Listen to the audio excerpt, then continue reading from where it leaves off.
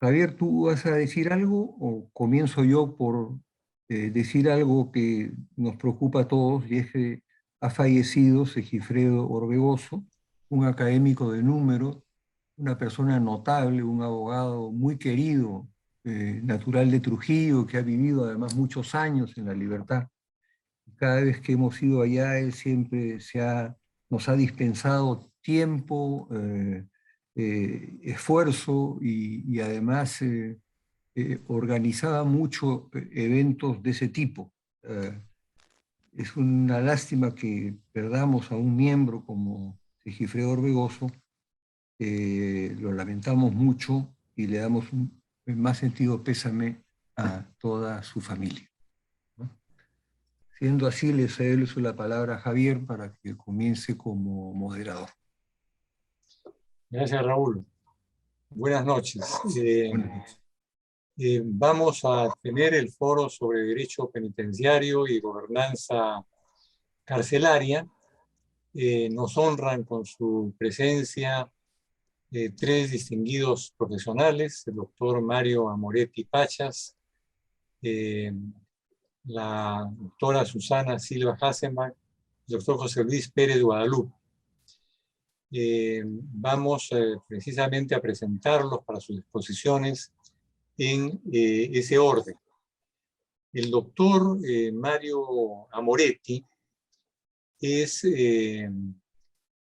graduado como magíster y como doctor por la Universidad Nacional Mayor de San Marcos.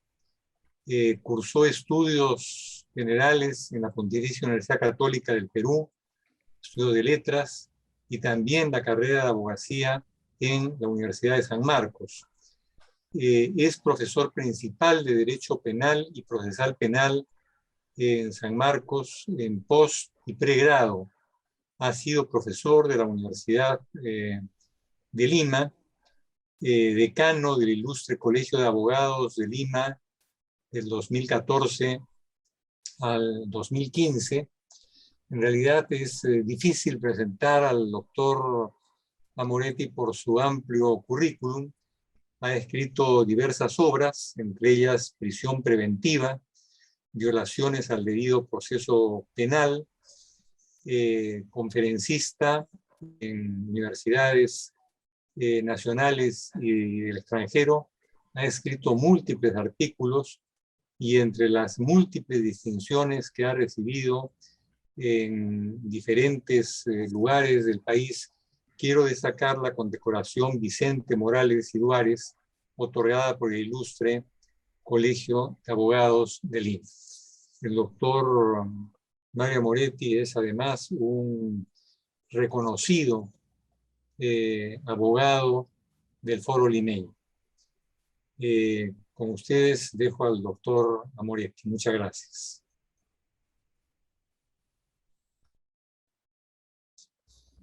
Está con el... Tiene, doctor, que habilitar su micrófono.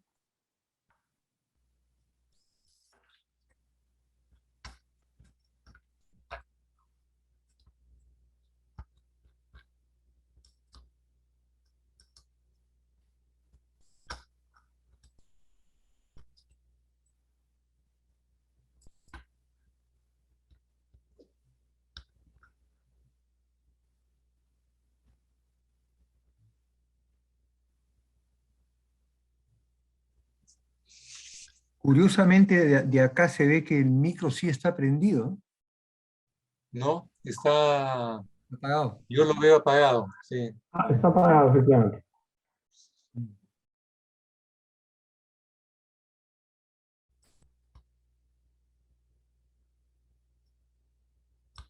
Bueno, yo les contaré entonces brevemente que cuando estuve trabajando con Naciones Unidas, vine acá con ellos y visitamos los penales. Entonces, alguna experiencia tengo de visitado los penales por Naciones Unidas primero, y después cuando fui presidente de la Comisión de Justicia en el Senado.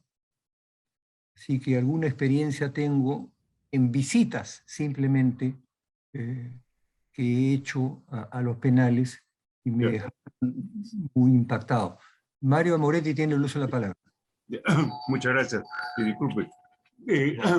Decía mi agradecimiento por las palabras al doctor Javier de Belaunde, al doctor Raúl Ferrero, mis saludos, al doctor Luis Pérez Guadalupe y a la doctora Susana Silva. El tema, en realidad, que nos tenemos en este momento es muy crucial. Es crucial, lo considero, por una sobrepoblación penitenciaria. Son más de 100.000 internos, creo yo, en el país. Una situación que la vemos quienes ejercemos la profesión, al menos yo ejerzo activamente la profesión, claro que en estos últimos años, por la cuestión de la pandemia no he tenido oportunidad de ir a los penales. Pero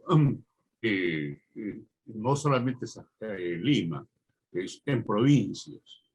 Este hacinamiento da lugar a lo que ha manifestado la Corte Interamericana a raíz de un problema que hubo en la cárcel de Brasil, donde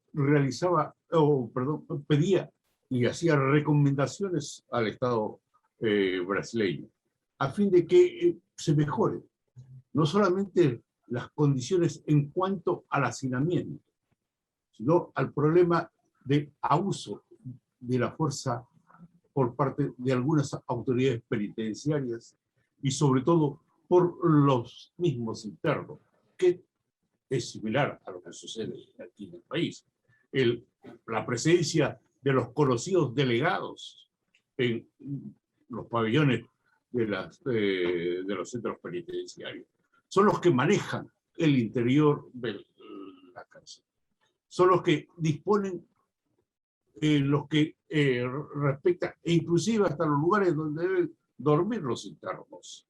El cobro de cupos para los efectos de que puedan ocupar un lugar que ellos consideran que deben hacerlo de acuerdo al monto que son cobrados en muchas oportunidades por estos famosos delegados, que son los delincuentes más, hablando de un lenguaje, más ranqueados dentro del penal.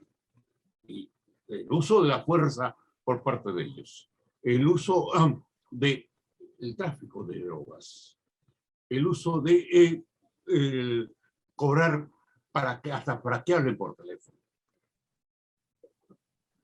Con Raúl comentábamos ayer de que en la época que él fue decano, inauguramos la sala de abogados en los penales. Y con gran sorpresa, hace 4 años que fui al penal de Castro, dejamos, ¿quién nos ocupaba? Se había instalado en la sala que se había como conseguido para que funcionara la atención a los abogados, funcionaba el comedor. Era administrado por una persona que es un conocido y ranqueado delincuente dentro del penal.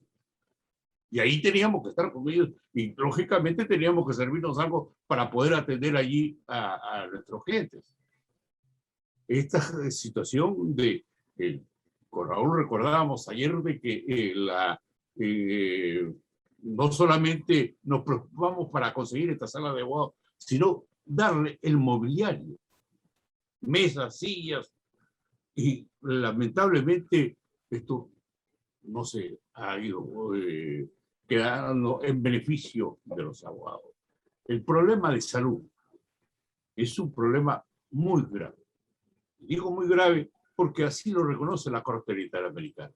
Un problema en el que el interno no tiene la atención de urgencia que se requiere, no solamente para cubrir un caso de emergencia, sino lo más grave en los casos de enfermedades crónicas o infecciones o enfermedades que son contagiosas. ¿Cuántas personas han fallecido en esta época del COVID?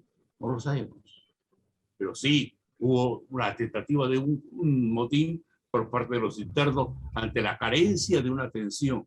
Indudablemente que sí. Los que estamos en libertad no tienen una atención debida, con mayor razón en el caso de los internos. Y como bien ha sostenido varias sentencias del Tribunal Constitucional y la Corte Interamericana. El hecho de que una persona haya perdido su libertad no significa que ha perdido su dignidad de persona. Y una sentencia muy trascendental fue la que se dictó en el caso de Abimael Guzmán. El Tribunal Constitucional, respecto a una habeas corpus que se plantearon los abogados, porque no tenían la atención o no podían conversar con Abimael Guzmán los abogados. Y ahí fue donde expresamente el Tribunal Constitucional, tomando las palabras o las que habían resuelto en su oportunidad la Corte Interamericana, sostuvo lo siguiente. Aquí el primer respeto, el primer derecho fundamental es la dignidad de la persona. Y el hecho de que haya perdido su libertad y haya cometido delitos tan graves como el terrorismo y las muertes que llevaron a cabo Sendero Luminoso, eso no significa que pueda perder su dignidad.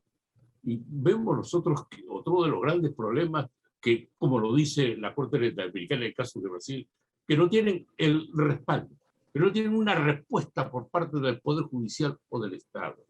Y es en las leyes que no hay Congreso. Con qué facilidad se recortan beneficios penitenciarios por haber cometido tal o cual delito considerado como grave, no se otorga beneficios penitenciarios. Y sobre todo cuando exponemos nosotros los abogados en el Tribunal Constitucional, bueno, si cuando la persona cometió el hecho delictivo no gozaba de esa prohibición, de esa limitación de la obtención de derechos penitenciarios, ¿por qué después que se da la ley se lleva a cabo esta prohibición y no puede salir? Y ahí es una de las razones del hacinamiento de la cárcel. Y algo que desgraciadamente son nuestros legisladores, por salir publicitar su proyecto de ley, dice, aquí ya los violadores para la cárcel, si tienen cadena perpetua, nunca más salen de la cárcel. Y el mundo aplaude, todo el mundo aplaude. Pero, por ejemplo, si una persona mata a su padre, no tiene esa prohibición. La pena es mucho menor, es inclusive cosa de beneficios penitenciarios. ¿Qué cosa es lo más grave? Es cometer un delito de terrorismo, un delito de tráfico de drogas o tráfico de personas, o el matar a su padre, matar a su hermana, que tiene una pena que muchas veces, imagínense usted, una pena de 15 años mínima para el que mata a su padre, y nada más que 35 años. Pero si una persona roba y a consecuencia del robo muere la persona o tiene lesiones graves, una muerte que no la quiso, debió preverla, cadena perpetua. Pero aquel que mata a su padre, 15 años de pena de cárcel, y si se acoge la terminación anticipada puede salir a los 10. Estas incoherencias en la legislación y este abuso por parte del Congreso que tal está prohibir estos beneficios penitenciarios. Indudablemente que hay casos que sí merecen estar en la cárcel por vida, en una cadena perpetua, porque ahora nos encontramos cadena perpetua pues, en diversos hechos delictivos, que se pueden solicitar una liberación a partir de los 35 años, pero muchos de ellos ingresan a veces a los 50 años porque violaron a la nieta o violaron a X persona, a X niño, perdón, cadena perpetua. Pero sin embargo, cuando quieren gestionar a los 35 años su liberación, no lo pueden hacer, pues ya murieron. Esta es una realidad que desgraciadamente encontramos problemas en la que no hay, como se dice en la Corte Interamericana, no hay una respuesta por parte del Estado, no hay una respuesta por parte de la Fiscalía o del Poder Judicial. Y esto propicia justamente un hacinamiento. Y este hacinamiento, problemas de salud. Y estos problemas de salud no son atendidos oportunamente, no porque no se quieran, sino porque no hay los medios necesarios, no hay los médicos, ni las enfermeras, ni los lugares en los que pueden recibir una atención médica. Hay casos que hemos conocido en los que realmente han tenido necesidad muchas veces un conocido, probablemente, narcotraficante, tuvo un problema de apéndice, para obtener su traslado a un nosocomio que sea objeto de una intervención quirúrgica, hay que hacer un trámite judicial, contar con la autorización del juez. Porque si el Instituto Penitenciario dispone su traslado, va a tener problemas. Ah, no, ¿cuánto habrá recibido? Porque es un narcotraficante. ¿Qué es lo que sucedió con este señor? Que cuando lo trasladaron, ya fue demasiado tarde. Murió de peritonitis. Desgraciadamente por una falta de atención médica. No tenemos, y hace cuestión de 2 o 3 años tuvimos un debate respecto justamente al problema carcelario. Y intervino la directora, la jefa de medicina legal. Es algo que tenemos un problema que lo vimos nosotros los abogados, como son las personas que se encuentran sufriendo una pena privativa de libertad. Es el siguiente. La sala donde defendía una persona solicitó un examen psiquiátrico urgente y de inmediato. Personalmente, no lo suelo hacer, pero personalmente fui a gestionar en medicina legal a fin de que se lleve a cabo este examen de inmediato. Fue en el mes de abril y le dieron fecha para una atención psiquiatría para el mes de septiembre.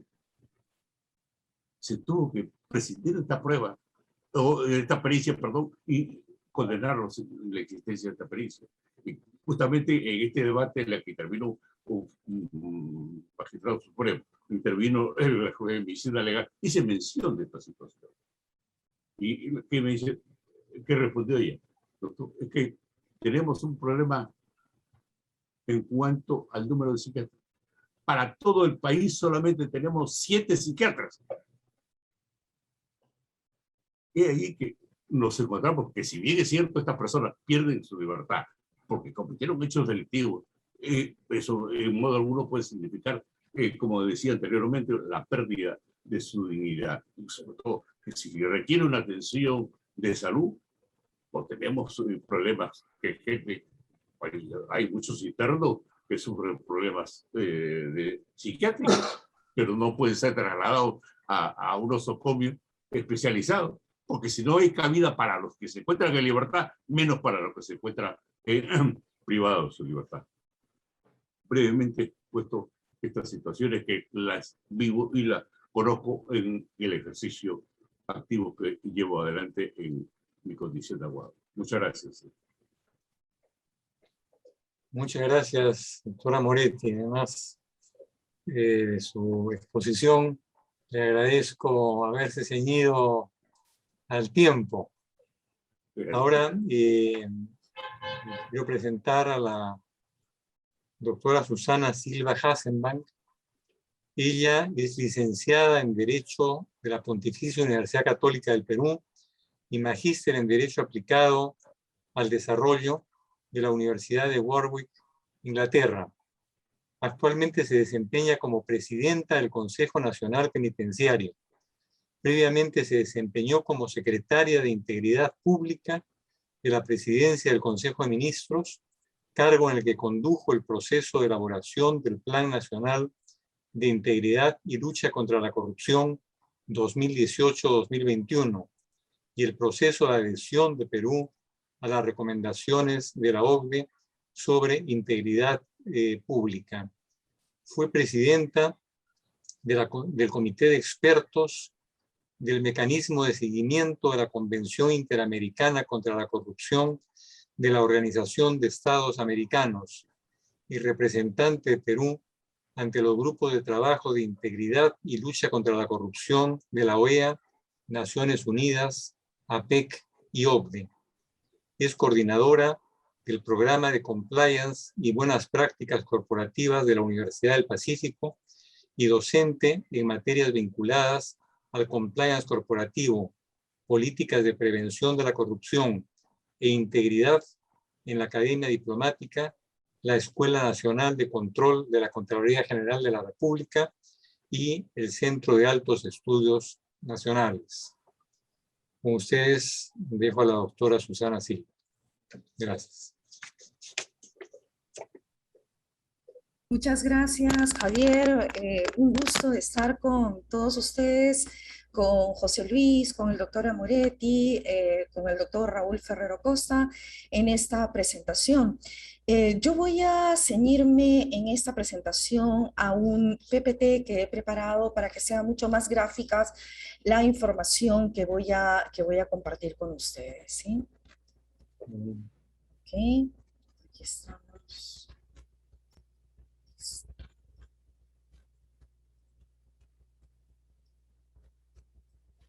Bien, perfecto. Ahí creo que ya se ve la pantalla. Entonces, perfecto. Bueno, entonces, a ver, en el marco del título de esta conferencia, de esta jornada de trabajo que estamos teniendo, que es Derecho Penitenciario y Gobernanza Carcelaria, he titulado esta presentación como Gestión Penitenciaria con enfoque de derechos, que es exactamente lo que en este momento estamos haciendo. No sé por qué no puedo poner toda la pantalla completa. Un ratito. Bueno, ya. Igual se ve, ¿no? Porque no puedo. Sí, lo que pasa es que quiero poner en pantalla completa. Se ve, pero no está en modo de presentación. Por eso, pero quiero hacerlo y por alguna razón no me deja. Caramba, no me deja ni siquiera, es como si se hubiera congelado. A ver, voy a dejar de compartir un ratito y voy a colgarlo una vez más. Disculpen, ¿ah? Disculpen la... No, síganos, por favor. Pero quiero utilizarla. No me deja, qué raro. Debe haber un comando porque no me deja tampoco pasar las diapositivas. Qué pena. Un ratito, ¿me pueden esperar un segundo, por favor, para poder arreglar este problema? Sí. Por cierto. No sé si Macarena tiene algo que habilitar. De pronto, Macarena, sí. Está habilitada la función, doctora, pero... Ya, entonces, hagamos una cosa, Macarena. Te paso en este momento el PPT para que lo puedas compartir tú, porque por alguna razón no me permite, te digo, pasar las diapositivas. Es raro.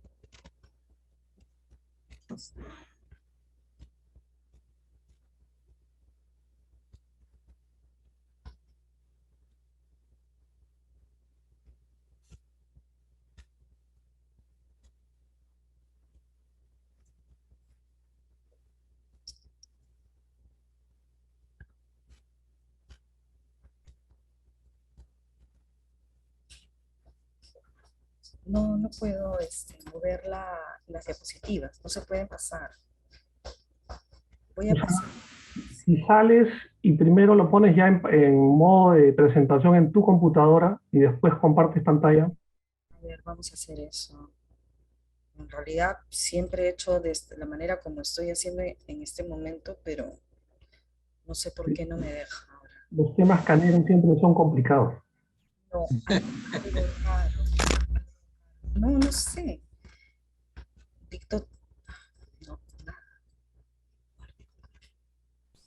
nada, se ha colgado. Igualmente puede proceder, doctora, como... Sí. Voy a pasar la diapositiva en este momento a Macarena para que mientras voy empezando ella vaya compartiendo, ¿sí? Sí, doctora, no hay problema. Sí, caramba, disculpen esta situación, pero... No se preocupen. Pasa. Compartir esta... Nuestra aliada a la tecnología se subleva de tanto en tanto.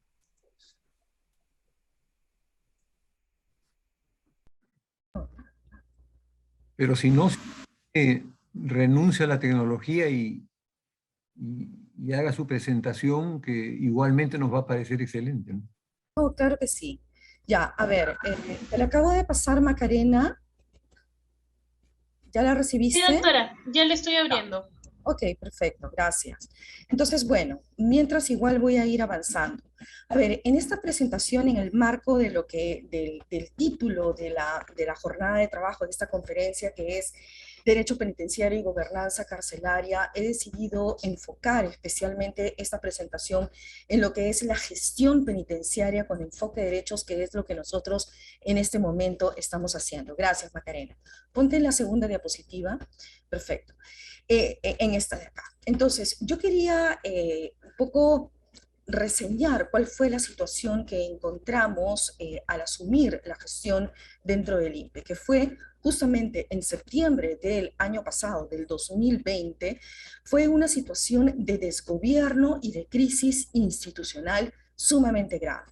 ¿Y por qué? Porque estábamos en pleno proceso de pandemia en donde se había producido un descontrol absoluto de la enfermedad y además estaba produciendo no solamente un incremento muy grave de los casos de COVID-19, sino que se produjeron también graves motines, un total de 18 que dieron o tuvieron como consecuencia 15 internos fallecidos y más de 100 personas heridas entre el personal y la población penitenciaria. Junto a esta situación, hubo un tema crucial que creo que es importante reseñar. Y es que en ese momento el Consejo Nacional Penitenciario no estaba en realidad constituido como tal. Quien estaba a cargo del Consejo Penitenciario era una persona que estaba en calidad de interino. Y ese interinato obviamente resta algo fundamental que seguramente José Luis va a abordar más adelante con el concepto de gestión institucional. Entonces, definitivamente hubo una mella que se produjo durante el tiempo de la pandemia con relación a la gestión institucional. Sigue, por favor, Macarena. Y un tema que no es menos importante es que en el periodo 2018-2020 hubo 5 presidentes y 2 vicepresidentes que estuvieron a cargo de la presidencia del INPE. Es decir, en un periodo de 2 años hubo 7 personas que estuvieron a cargo de la dirección del Instituto Nacional Penitenciario, con lo cual, si tomamos como referencia, por ejemplo, el estudio de gobernanza carcelaria o penitenciaria que ha trabajado José Luis Pérez Guadalupe, que seguramente abundará en esa temática, prácticamente volvimos a un escenario que ya había sido superado años atrás. Entonces, hemos vuelto a una situación de desgobierno que condujo, obviamente, al INPE a una crisis institucional. Pasamos. Esto simplemente para graficar y para contextualizar que además de la situación del COVID, ya de por sí la situación de gobernanza en el Instituto Nacional Penitenciario era sumamente compleja por las condiciones estructurales que viene arrastrando el sistema penitenciario desde hace muchísimos años. Y es que teníamos en ese momento, a septiembre del año 2020, una población de 87.679. Y aquí solo una precisión al doctor Amoretti, con todo respeto, no son 100.000, son 87.000 internos que nosotros tenemos en los establecimientos penitenciarios. En realidad nunca se ha llegado a la cifra de 100.000. La mayor cifra que se tuvo al inicio de la pandemia fue 97.000 internos. Pero bueno, 97.000, 87.000, creo que es importante de todas maneras precisar esto.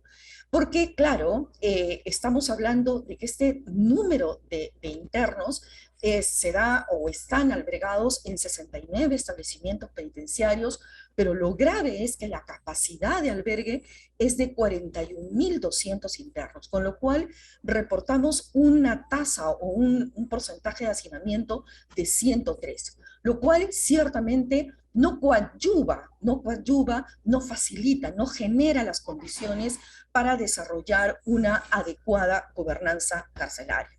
Pasamos. Esto simplemente como gráfico para que vean ustedes la brecha que existe entre lo que es la población penal y la capacidad de albergue que da como consecuencia ese porcentaje de 113 de hacinamiento. Pasamos, Macarena. Y aquí también una cosa muy rápida para que vean ustedes la progresión. Si pueden ustedes advertir en esta diapositiva, en febrero del 2020, en marzo del 2020, se alcanzó el mayor pico de la población penitenciaria, que fue de 97.000, y luego progresivamente ha ido bajando la población hasta tener el día de hoy una población de 87.000 internos. Pasamos, Macarena. Las razones de la reducción, pasamos también, de la reducción de la población fue básicamente por las medidas de deshacinamiento, que ahorita muy rápidamente he puesto en la diapositiva, gracias a determinadas normas que se dieron como que permitieron una simplificación en los procesos de redención excepcional de la pena, y otras vinculadas a los beneficios penitenciarios que dieron lugar a que más de 7.000 personas hubieran finalmente salido de las cárceles a propósito de la situación de la pandemia. Pero lo que quiero básicamente, lo que les he presentado es para contextualizar la información penitenciaria. Pero lo que yo quiero en este momento incidir es básicamente en cuáles son los ejes prioritarios de una gestión carcelaria que siempre tiene que tener como norte y como centro también un enfoque de derechos. Uno, salud. Segundo, derecho a la defensa y a las visitas. Tercero, la identificación de las poblaciones vulnerables. Y cuarto, el tema del hacinamiento e infraestructura. En lo que es salud, sí tuvimos información nosotros de a cuántas personas afectó la pandemia, porque algo que era necesario saber como una condición sine qua non para hacer una adecuada gestión penitenciaria es la transparencia, es el dar información no solamente al interior del sistema penitenciario, sino también hacia afuera. Por esa razón, una de las primeras medidas que se realizó al tiempo que yo vine ya con la doctora, con la ex ministra Ana Neira, fue realizar un estudio de cero prevalencia. Este estudio de cero prevalencia nos dio cifras sumamente interesantes de cuánta gente había resultado infectada en cárceles. Y algo fundamental, una conclusión fundamental, fue que dentro de las cárceles el porcentaje de infección de la población penitenciaria o la tasa de infección había sido el doble de lo que se produjo en la comunidad, con lo cual se reafirma el hecho de que la población penitenciaria es una población altamente vulnerable. En ese momento se dispuso un conjunto de medidas. ¿Cómo voy con el tiempo, Javier? Bien, estabas en 8 minutos. Ya, ok, perfecto. A partir de este estudio de cero prevalencia se tomaron determinadas medidas.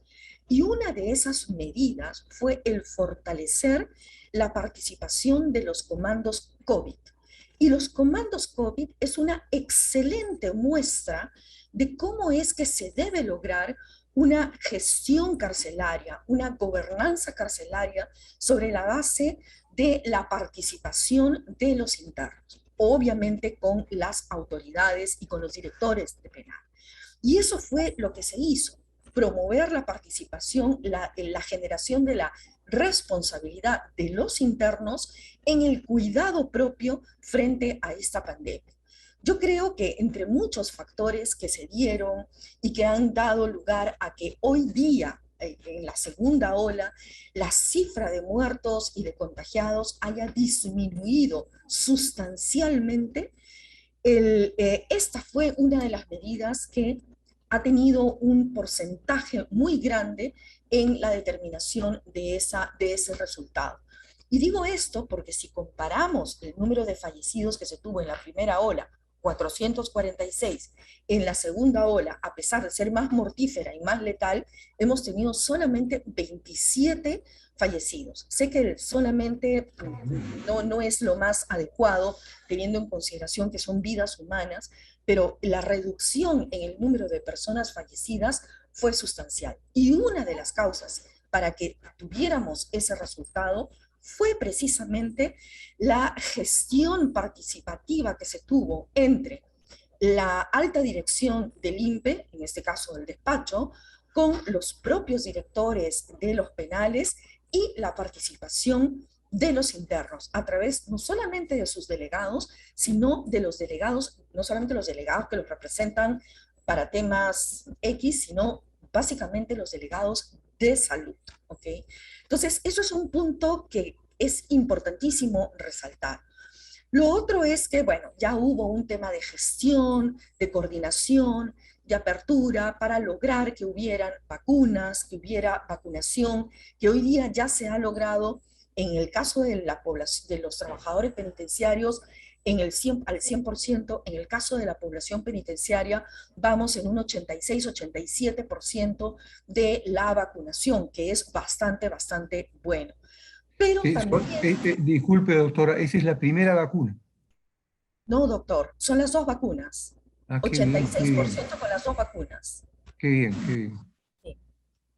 Y bueno, y además de eso, sabiendo un poco lo que ha descrito el doctor Amoretti, aunque no, hoy día ya la situación ha cambiado, pero sigue siendo definitivamente los servicios de salud sumamente limitados, pero por esa razón hoy día hemos implementado algo que nunca antes se había hecho, que es la telemedicina.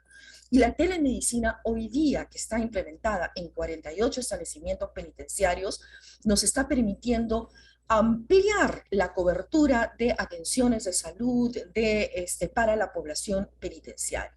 Entonces, esto ha sido uno de los temas prioritarios, uno de los ejes prioritarios en la gestión.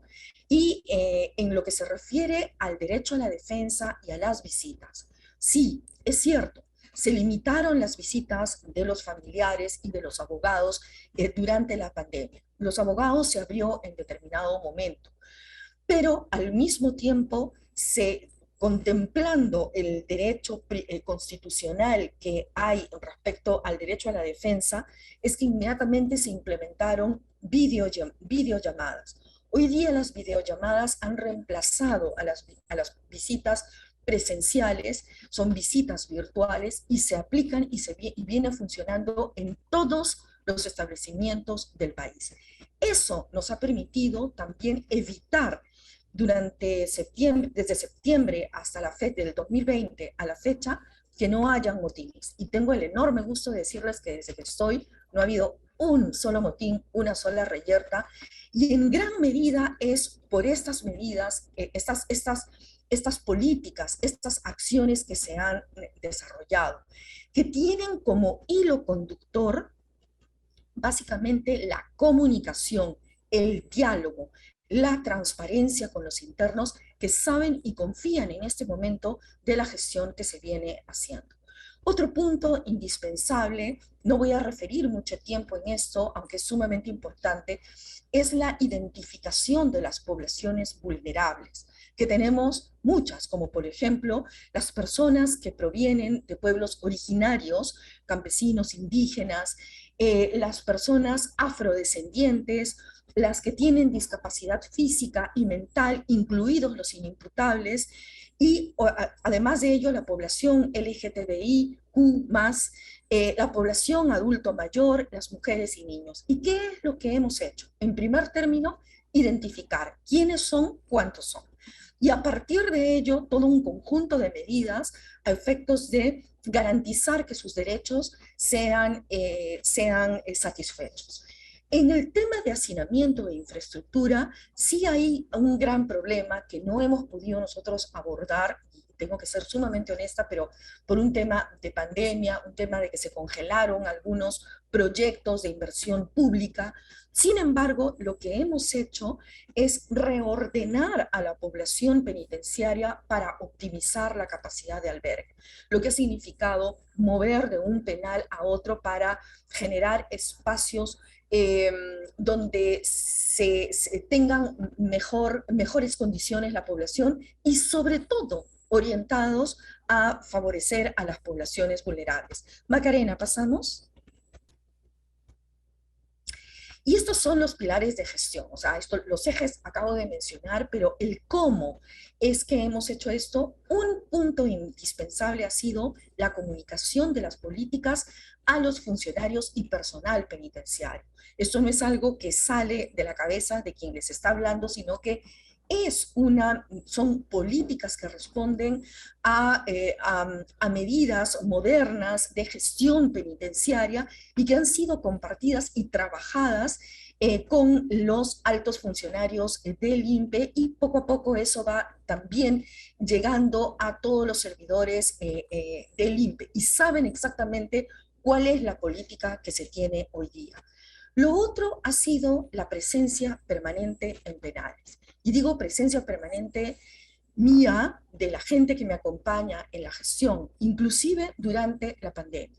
Y cuando digo permanente, no son en penales, no solamente para conversar con los delegados, sino entrar a población y conversar con ellos.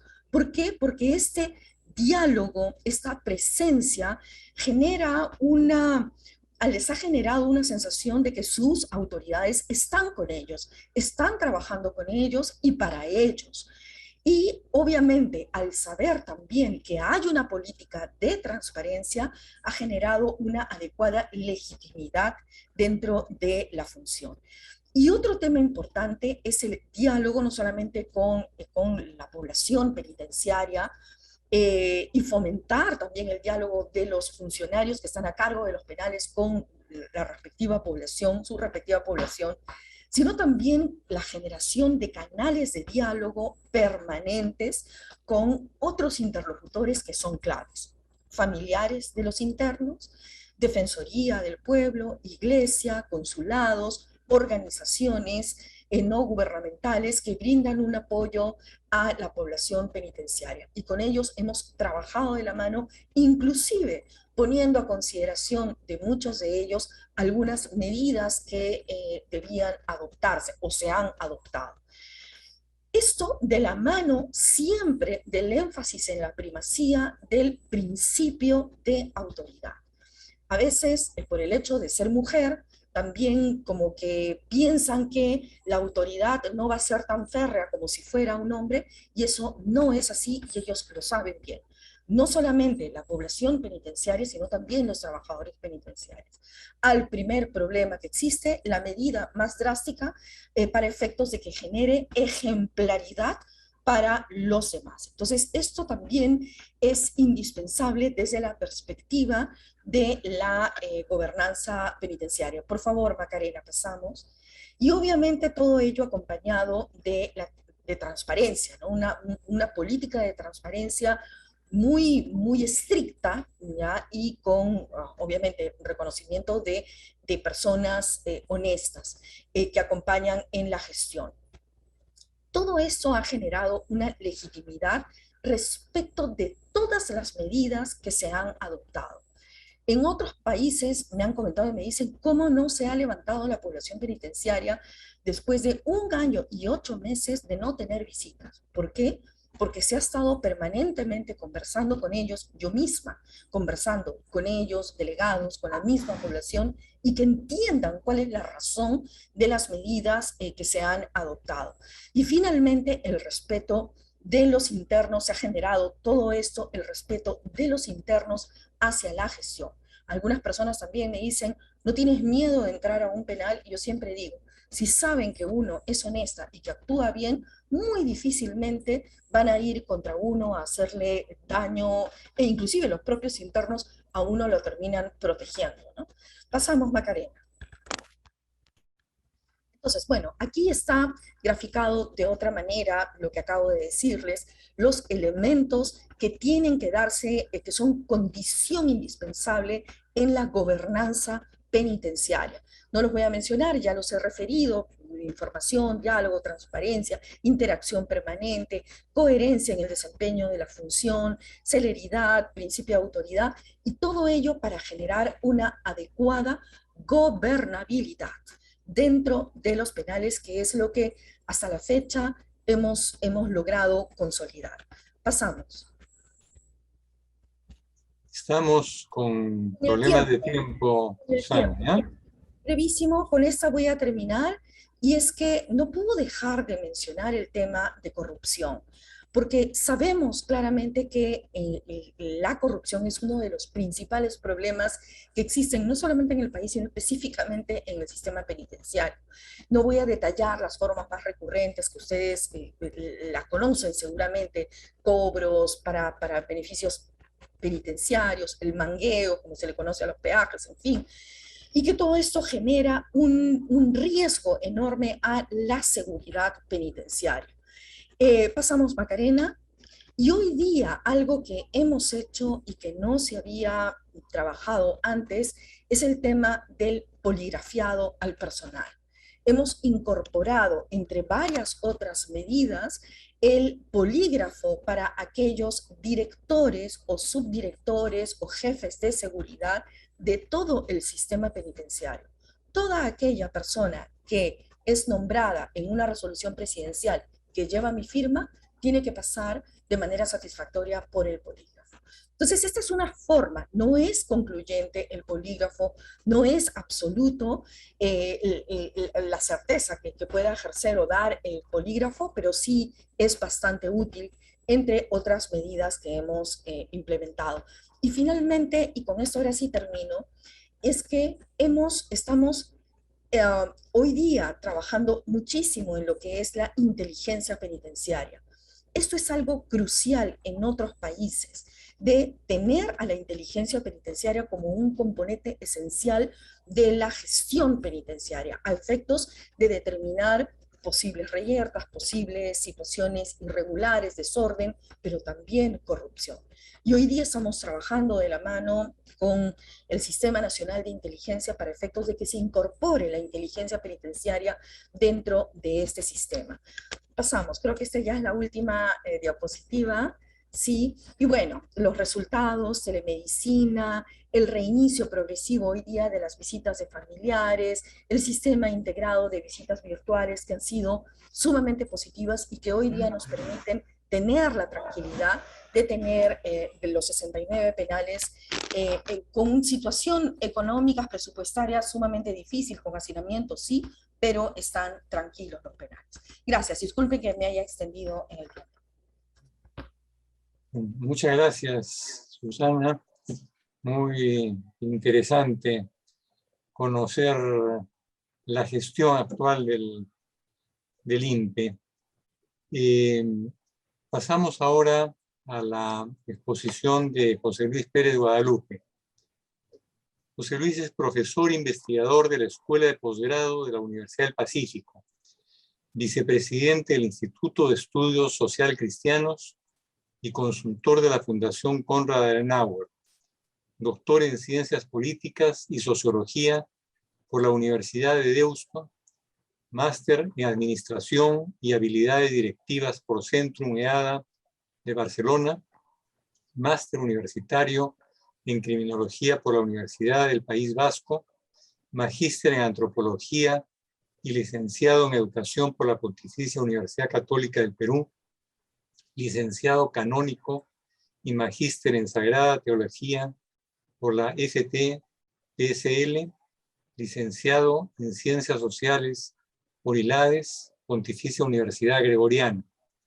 En cuanto a sus investigaciones y asuntos de interés, se ha especializado en temas de religión y ética, responsabilidad social, así como en estudios criminológicos y penitenciarios.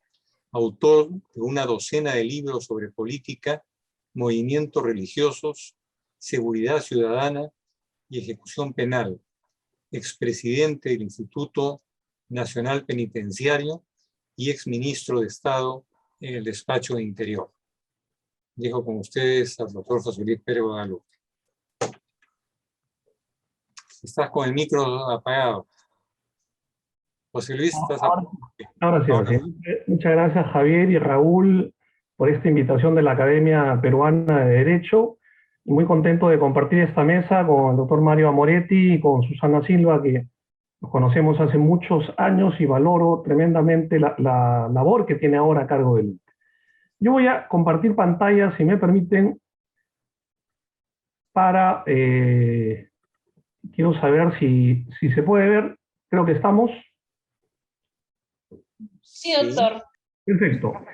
Quisiera comenzar comentando dos hechos. Primero, los motines que hemos tenido en Ecuador hace pocas semanas.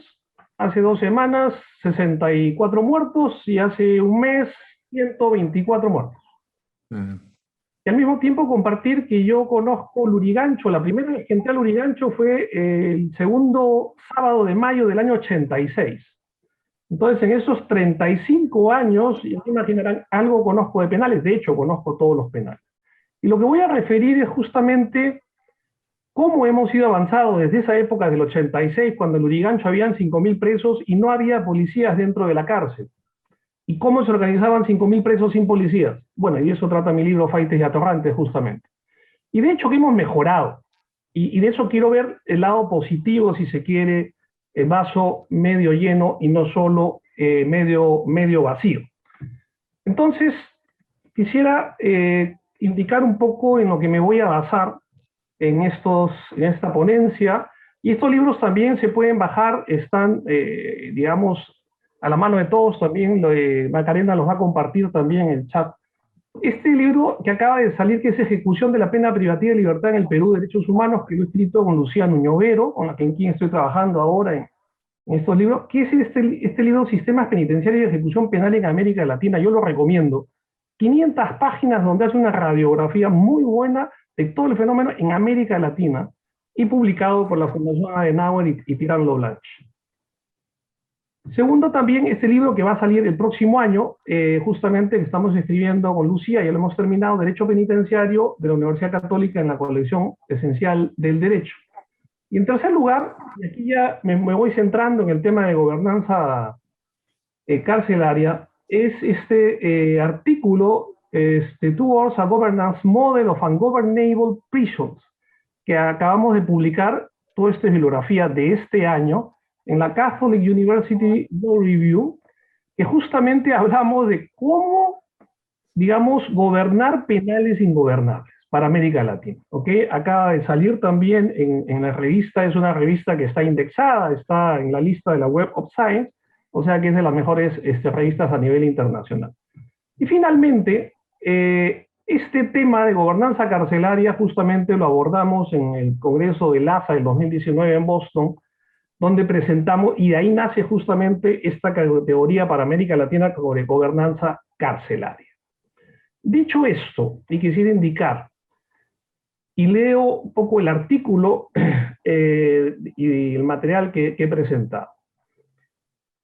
Este presente artículo examina las características de la reforma del sistema penitenciario peruano del año 2011 en adelante, que ha dado como resultado la desaparición del autogobierno de los presos, los motines, balaceras, toma de rehenes y huelga de trabajadores, así como la reducción en el número de muertes violentas y fuga de las cárceles.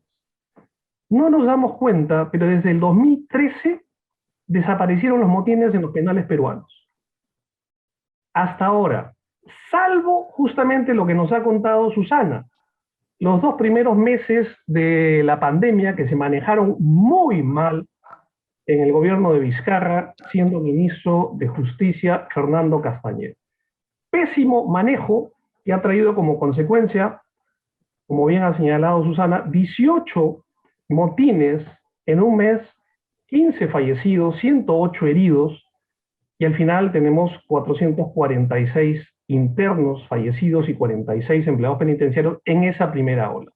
¿Y qué contrasta con lo que ahora nos ha contado justamente Susana? Y ahí vemos justamente la diferencia entre la mala gobernanza y la buena gobernanza. Pero repito, desde el 2013, salvo ese evento de la pandemia, hasta ahora se ha reducido el número de fugas, de muertes violentas, y se suspendieron por completo los motines, las balaceras, que eran el pan de cada día, que nos hacía recordar mucho a lo que acabamos de ver en Ecuador, y que lo que vemos en Venezuela o en cárceles brasileñas. Además, propone 4 modelos diferenciados de gestión de penales, entre los cuales se distingue un modelo basado en el diálogo con los actores directamente involucrados, así como la incorporación controlada de la organización de detenidos, constituyéndose un modelo de gobernanza carcelaria para América Latina. Y justamente lo que planteamos es, ¿dónde es el punto de quiebre de decir se acabaron los motines en el sistema penitenciario peruano. No es porque hayamos traído más policías o más represión, no, fue a través del diálogo y conversar con ellos. ¿Cuál fue el punto de quiebre? Que reconociendo que existe una organización de los internos, y eso en cualquier parte del mundo existe, asumimos la organización de los internos. Repito, no el autogobierno, sino la organización de los internos, y con un modelo que vamos a mostrar a continuación, es que se pudo reducir drásticamente la violencia en los penales. Si hacemos breve recuento del año 2000 al 2020, aquí he puesto más en grande Perú. Miren, en el 2000 había 27.000 internos. Perdón, creo que hay eco de los micrófonos, creo que de ustedes que están prendidos, se escucha un poquito del eco, no sé si se puede apagar los micrófonos porque retumba. Pero se escucha bien, ¿no, Javier? Perfecto. Sí, se escucha perfectamente, ¿eh? No, nosotros escuchamos perfectamente bien, ¿eh? Muchas gracias. Miren, el Perú en el 2000 habían 27.000 internos. Y en el año 2020, justo antes de la pandemia, como mencionaba Susana, 97.000. Pasamos de 27.000 a 97.000, es decir, 4 veces más en 20 años. Ahora, no somos los que más ha aumentado, es cierto, porque esto es un fenómeno lamentablemente latinoamericano, pero para que vean la dimensión, no solamente de la sobrepoblación, sino la sobrecriminalización, y hemos pasado el ratio en el 2000, en el año 2000, que eran 1.000 presos por millón de habitantes, y ahora tenemos 3.000 presos por millón de habitantes. Y esto que es otro cuadro, pero que lo mostró también la doctora Susana Silva, es la parte de abajo, es la capacidad de albergue, y la parte de arriba es la población efectiva, y lo hemos sacado hasta 2018, y claro, 2020 llegó hasta el 97.000. Es decir, crece exponencialmente la población, pero la capacidad de albergue no. Solamente quisiera mencionar que en el año que estuvimos a cargo del INPE, en la época, porque fueron 3 años y medio, o sea, del 2011 hasta el 2016, y contando inclusive 2017, porque dejamos ya iniciadas las obras, se pudo construir 10.000 plazas nuevas para el INPE. Construimos 10.000 plazas nuevas, penales nuevos, remodelamos por completo, por ejemplo, el penal de mujeres de Trujillo, el penal de Yanamayo en Puno, lo tiramos abajo entero y lo volvimos a construir, porque ya no servía ese penal. Pero construimos 10.000 plazas nuevas en ese periodo de 6 años. ¿Cuánto aumentó la población penitenciaria en ese periodo? 30.000 internos. Es decir, aumentamos 10.000 plazas, pero aumentaron 30.000 presos. O sea, imposible, es como la pescadilla que se muerde la cola, como dicen los españoles, de poder llegar bajo esta política criminal del Estado en general, poder alcanzar. Lo que yo les decía de la suspensión de motines, y quiero llamar la atención acá, diferenciamos motín de reyerta, porque reyerta es una cosa interna entre los internos, motín ya es cuando toman rehenes o toman un pabellón entero o toman el penal. Y miren cómo a partir del 2013, 0 motines, 14, 0, 0, 0, 0. El 2018 hubo uno en Chayapalca solamente hay 150 presos, ¿ah? Y en un pabellón de Chayapalca, no todo el penal, tomaron 2 rehenes. Por eso que lo pongo como motín, porque hubo toma de rehenes, pero fue una cosa totalmente focalizada en un penal, ya digo, muy pequeño como Chayapalca. Y de ahí en adelante no han habido motines, repito, salvo ese periodo que nos ha contado Susana al comienzo de la pandemia. José A nivel Luis, de Cuba, sí. José Luis, una preguntita, ¿cómo difieren lo que son cuando hay una reyerta o cuando hay un motín? Perfecto, en el artículo tenemos la definición, yo digamos por tiempo nada más. Reyerta es un problema entre internos, pero que no implica una rebelión contra la autoridad. Entonces solamente es un pabellón contra otro pabellón, pero por ejemplo, no toman un pabellón entero, menos toman un penal, no toman rehenes, o sea, y no es necesario la intervención de fuerzas externas, como por ejemplo, que nunca ha entrado, hay que decir, valga la verdad, es la policía. Siempre el INPE ha llevado adelante, no implicaba la intervención de la Defensoría del Pueblo o de la Iglesia. Cuando esto sí traspasa, entonces sí es un motín. Cuando va más allá, hay toma de rehenes o de todo un pabellón y se tiene que llamar a fuerzas especiales del INPE. Esa es la diferencia que nosotros, si lo planteamos justamente en el artículo, Y muchas gracias, Raúl, por la pregunta para poder aclarar.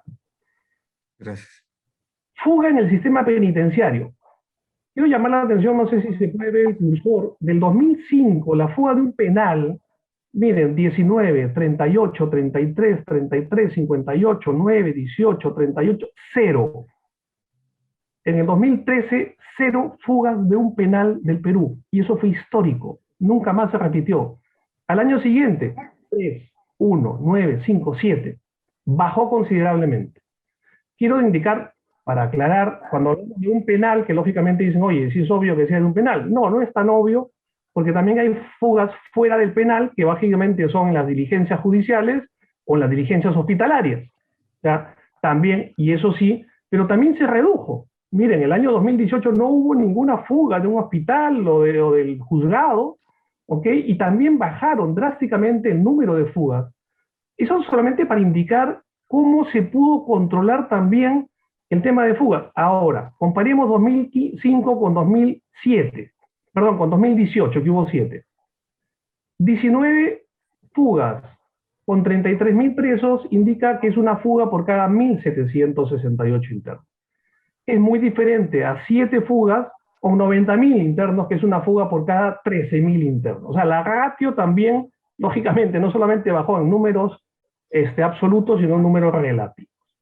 Bien, dicho esto, a modo quizás de introducción, quería plantear justamente los modelos de gestión penitenciaria que nosotros hemos hecho la propuesta para América Latina, pero nos basamos en el análisis de esto, ya digo, 35 años de experiencia en penales, y quisimos cruzar 2 variables: gobierno institucional y gestión dialogada.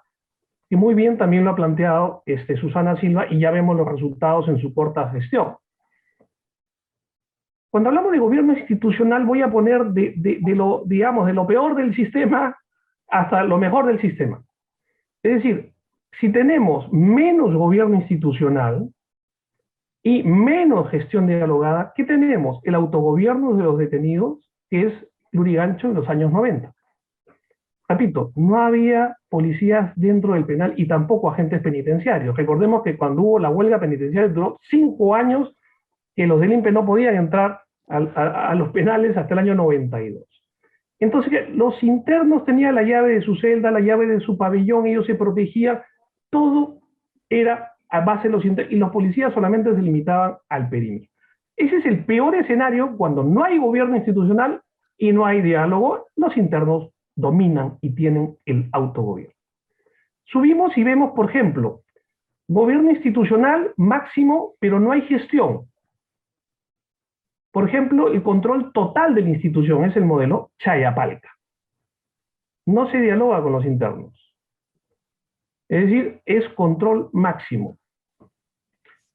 Penas altas, nadie va a Chayapalca. Cuando lo manda el juez y lo clasifica el INPE, ninguno va a Chayapalca. Sí, los internos que van a Chayapalca, ojo, son 97.000 internos y Chayapalca al 150. Es decir, hay un concurso muy grande. O sea, se lo han ganado a puro pulso. O sea, han hecho todo lo que tenían que hacer para ir a Chayapalca. O sea, cuando uno infringe una ley penal, va a la cárcel. Cuando uno infringe varias veces las normas penitenciarias, va a Chayapalca. Este modelo también se da en Ancón 1, que es de cerrado ordinario de máxima o cerrado especial. También está a la mitad del penal de Cerro de Pasco, en Cochamarca. También, es decir, no hay diálogo entre internos, entre ellos, ahí no hay tránsito entre internos de un pabellón a otro, y tampoco hay delegados. Ahí se basa en la seguridad. Pero tenemos otro modelo, que es el modelo tutelado. Hay gobierno institucional y comienza una gestión dialogada, que es Ancón 2. Penal de mínima seguridad, jóvenes, penas bajas, no hay hacinamiento. Entonces sí se puede plantear el gobierno absoluto del INPE y comienzas a dialogar con los internos, ¿ok? Y tienen representantes y hay centrado también en la rehabilitación. Y tenemos un modelo que ese yo le he llamado el modelo de corresponsabilidad Lurigancho 2015, yo puedo hablar hasta 2015 que estuvimos en el gobierno, ¿okay? Donde sí tenemos alto gobierno institucional, pero también una gestión dialogada. Y ahí es donde le digo, el punto de quiebre es asumir, no con los taitas, sino con los delegados, la conversación sobre lo que sucede en la vida intracarcelaria, y esto ha bajado tremendamente la violencia en los penales del país. Estos 4 modelos nos llevaron después, haciendo un análisis también de penales latinoamericanos, y conozco penales de casi todos los países del continente, de armar este modelo de 4 formas de gestión penitenciaria. Basados en estas 2 variables, las mismas: mayor gobierno institucional o menor gobierno institucional, mayor gestión dialogada o menor gestión dialogada. Entonces, tenemos gestión autoritaria. ¿Qué tienes? Alto gobierno institucional, poca gestión dialogada, y se da el control absoluto de la institución, mínima gestión dialogada con los detenidos. El riesgo, digamos, soy breve porque en los artículos que les he mencionado está desarrollado cada modelo. Aquí solamente les doy unas pistas. Es decir, son centrados básicamente en penales de máxima seguridad o de extrema seguridad, penas altas, cadenas perpetuas, ¿okay? Pero el riesgo que hay es el exceso de la institución penitenciaria que viola los derechos humanos de los internos. Ese es el riesgo.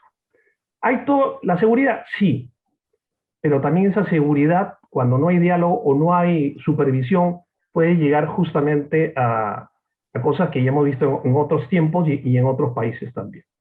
El segundo modelo es una gestión abdicada, es decir, 0 gestión institucional, 0 diálogo, pero bajo control de la institución y poca gestión dialogada. ¿Y qué tenemos en gestión abdicada? Es decir, la institución abdica de dirigir el penal. Es el modelo que teníamos en Lurigancho en los 90.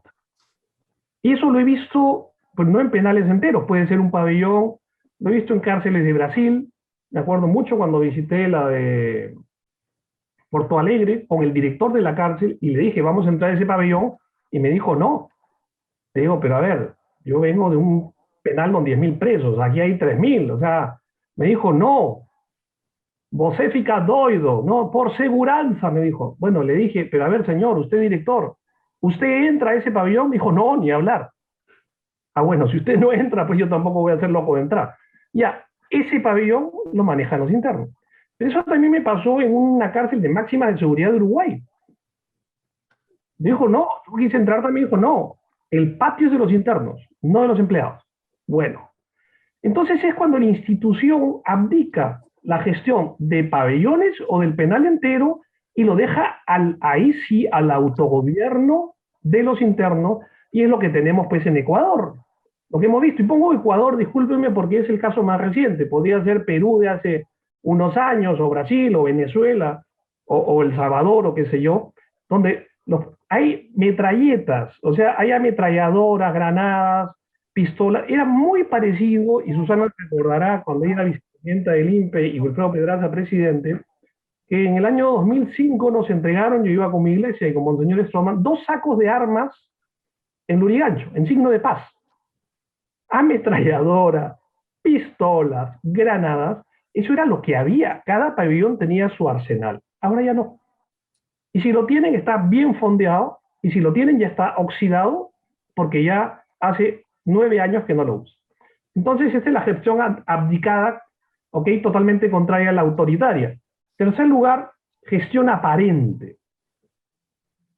Es decir, no hay control institucional, hay diálogo, pero un diálogo perverso, corrupto, bajo control institucional, diálogo perverso para mantener privilegios de los detenidos y la corrupción institucional. Es decir, hay un director, viene alguien de visita, alguna autoridad, pone a todos, ya les avisa a los internos que se formen, se ordenen, pasan revista y tú dices, ¡ay, qué bien! Se va a la supervisión y otra vez los internos dominan su pabellón o dominan todo el penal. Esto es más bien un contubernio de corrupción entre internos, gestores de la institución. No es que la institución no pueda gobernar, no, no quiere. Es más fácil la corrupción, dejarlos a ellos, cobrarles los cupos a los internos y hacer que ellos hagan y también delincan desde dentro de los penales. Finalmente, y con esto termino, el modelo de gobernanza carcelaria donde hay un mayor gobierno institucional y un mayor diálogo con los internos. Y aquí me permito leer brevemente nada más lo que corresponde a esto, que se presente en aquellos penales donde la institución penitenciaria es consciente que bajo los métodos tradicionales no es posible gobernar un penal con las características concretas que tienen los mismos. Y hablo en América Latina en general, es decir, infraestructura en mal estado, hacinamiento, deficientes servicios, poco personal, poco recurso. Y en lugar de optar por cualquiera de los tres modelos que hemos mencionado anteriormente, es decir, se busca incorporar la autoorganización de los internos, no el autogobierno, sino la autoorganización en temas concretos, sobre todo referentes a la vida intracarcelaria, con miras a una convivencia pacífica. Esta gestión también ha probado ser viable en penales con internos de alta peligrosidad, no solo primarios. La razón fundamental de este tipo de gestión es la incapacidad real de poder controlar todos los espacios del penal, criterio de realidad. Pero en vez de usar una represión excesiva como en la gestión autoritaria o abandonar a los internos a su suerte, en la gestión abdicada y la gestión aparente, se opta por una gestión dialogada sustentada en la organización de los internos y en una visión de ciudadanía carcelaria. Si se lleva a cabo adecuadamente este tipo de gestión, el riesgo de actos violentos se reducen en gran medida, pero nunca desaparece. Asimismo, si bien no se llega a erradicar por completo los abusos entre internos, el tráfico de objetos prohibidos ni la corrupción de los funcionarios, sí se llega a reducir los niveles de violencia, se mejoran las condiciones de convivencia cotidiana de los detenidos y hace más viable un gobierno institucional.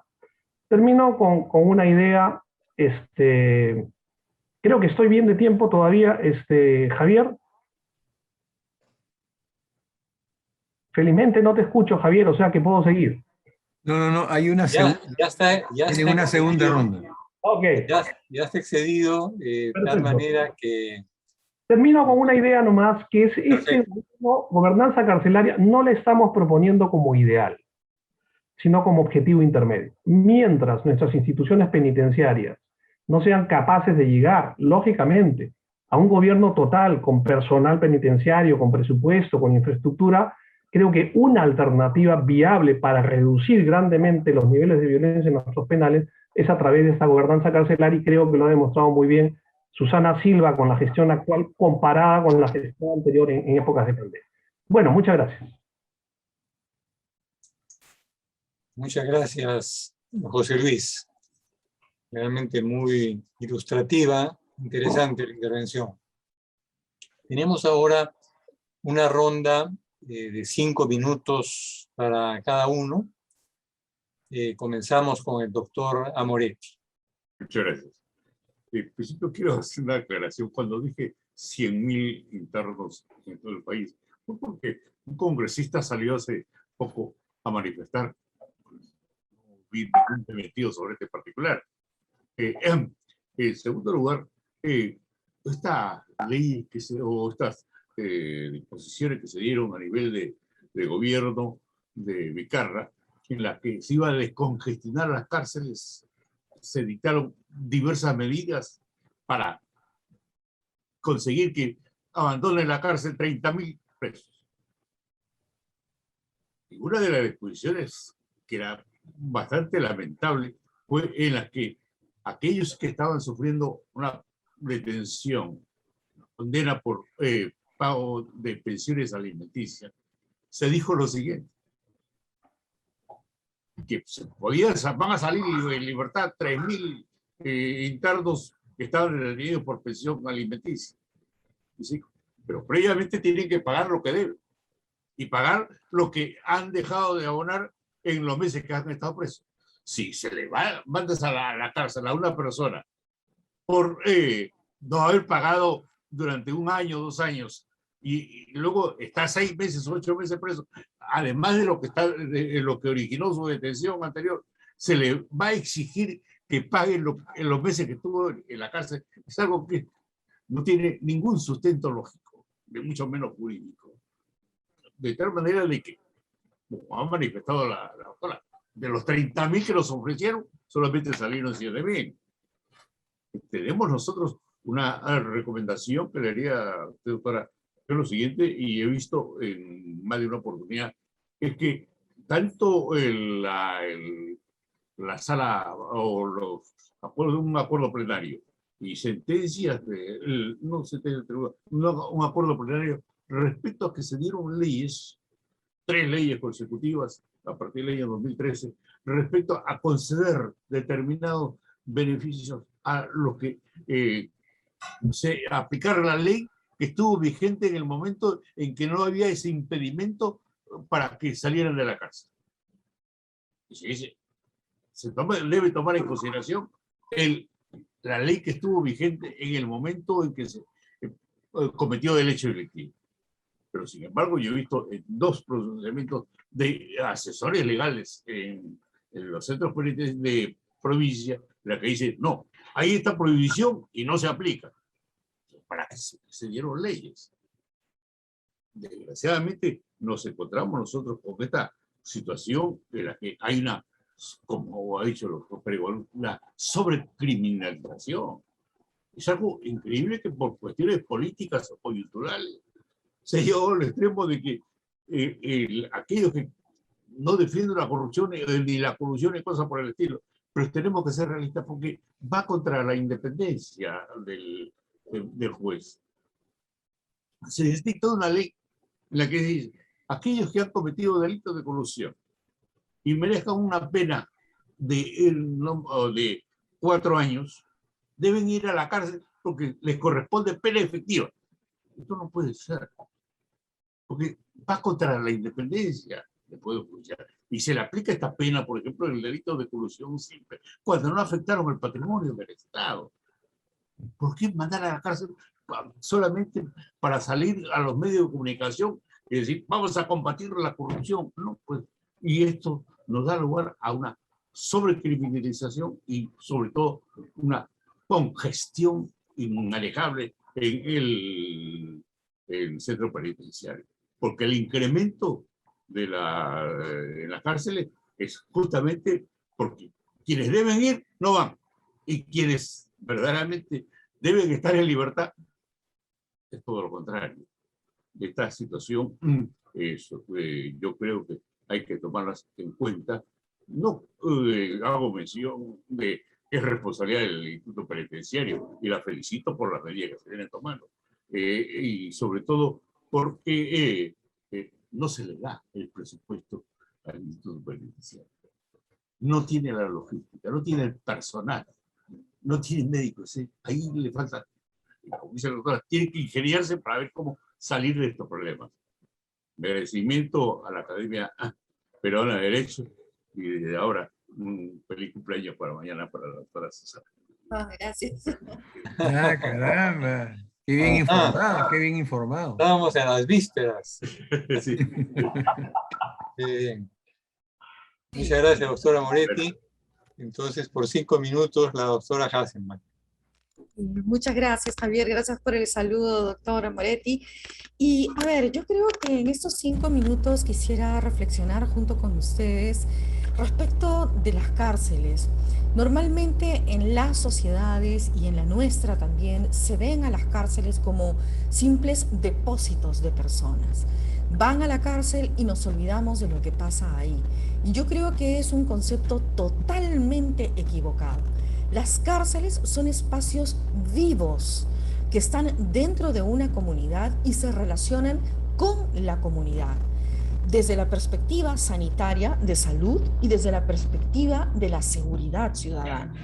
Si no vemos las cárceles como realmente el último eslabón de la seguridad ciudadana y que además, ni siquiera como último eslabón, sino que puede intervenir también negativamente en la seguridad ciudadana, vamos mal. Y si no vemos a las cárceles también como espacios en donde las enfermedades proliferan, como es el caso de la tuberculosis, como es el caso del VIH, como es el caso de tantas otras enfermedades, o como ahora el virus del COVID-19, en donde la incidencia de las enfermedades son muchísimo más altas dentro de las cárceles, si no vemos que eso después puede volver también a la comunidad, entonces vamos mal.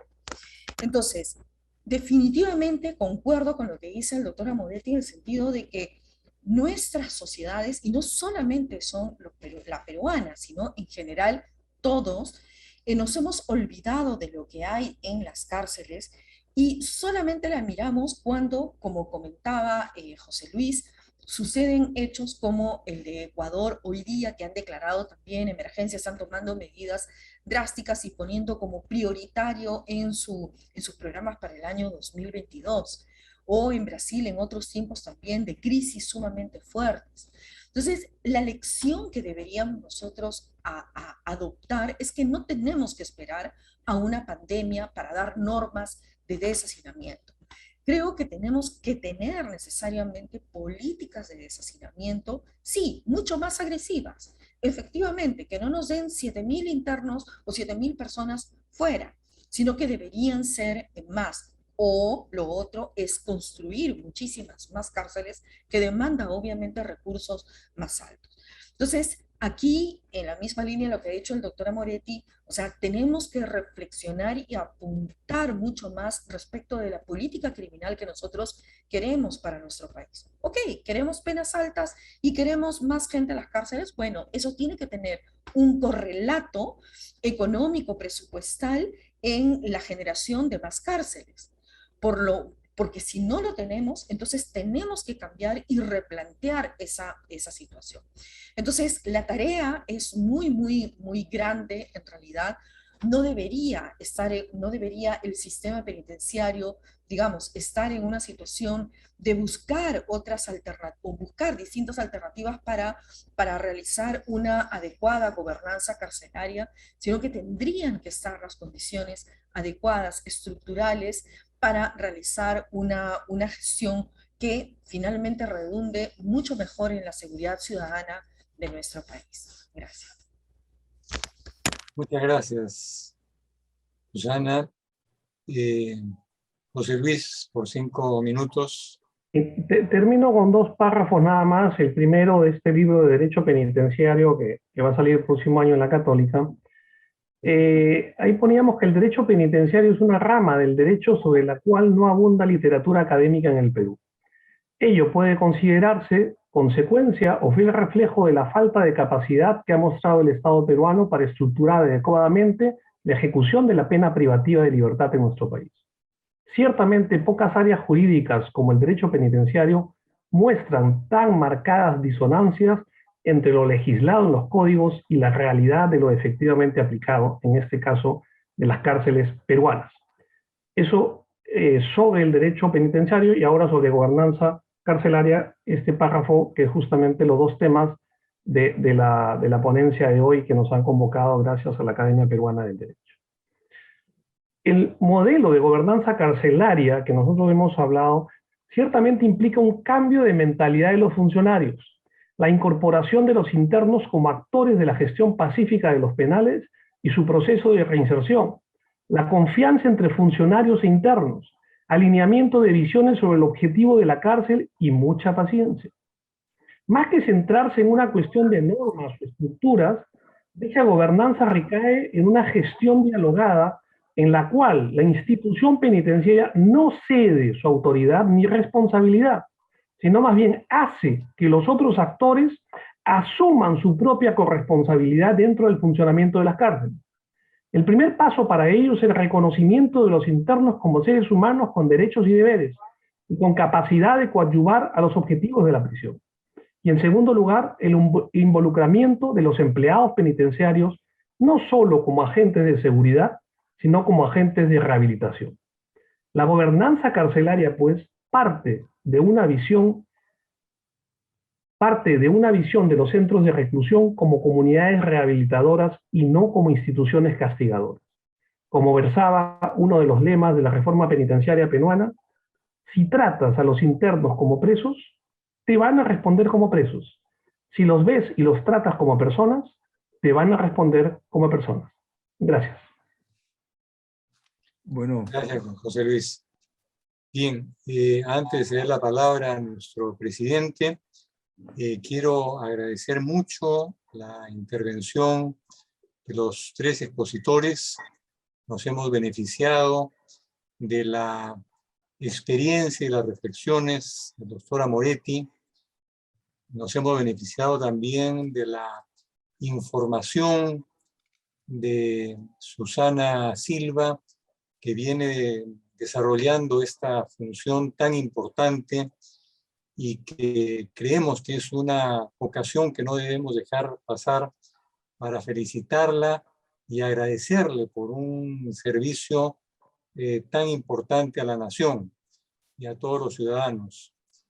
También, por cierto, agradecer a José Luis Pérez Guadalupe porque no solamente nos ha traído una exposición muy interesante, sino porque él tiene una larga trayectoria en penales que la ha culminado de alguna manera con su función como director del INPE anteriormente y con estos aportes académicos que habrán de ser muy importantes. Creo que ha sido pues un foro la cual queremos agradecerles por las exposiciones y por los aportes y reflexiones que nos han traído. Y ahora dejo con ustedes a nuestro presidente, al doctor Raúl Ferrer. Muchas gracias, Javier. Yo quiero agradecer muy sinceramente, bueno, a José Luis Pérez Guadalupe, a Susana Silva Hassenbach y al doctor Mario Amoretti por el esfuerzo de síntesis que han hecho en un tema tan complejo, largamente humanitario, que es lo que más me interesa a mí en lo personal, porque la gente que está en estas cárceles es gente que ha caído en desgracia, y una desgracia a veces muy profunda, y por eso la sociedad los olvida. Entonces, creo que es un deber moral el nuestro en ocuparnos de que la sociedad tenga todas las curaciones posibles y los refugios necesarios para poder conducirse a una sociedad con esperanza. Yo los felicito muy sinceramente por la labor que hacen, que creo que no es reconocida debidamente por la sociedad, por la falta de información en general que hay sobre estos temas, y que habría que difundirlos con mayor intensidad para que esa ayuda también venga de parte de la sociedad, que es al final la que sufre más cuando estos centros de rehabilitación no funcionan bien. Mis más sinceras felicitaciones y el agradecimiento a la Academia Peruana de Derecho a ustedes tres. Gracias. Muchísimas gracias, doctores, por su brillante participación y agradecemos a todo el público asistente. Muy buenas noches para todos. Gracias. Buenas noches. Gracias, buenas noches. Luego. Bueno. Gracias.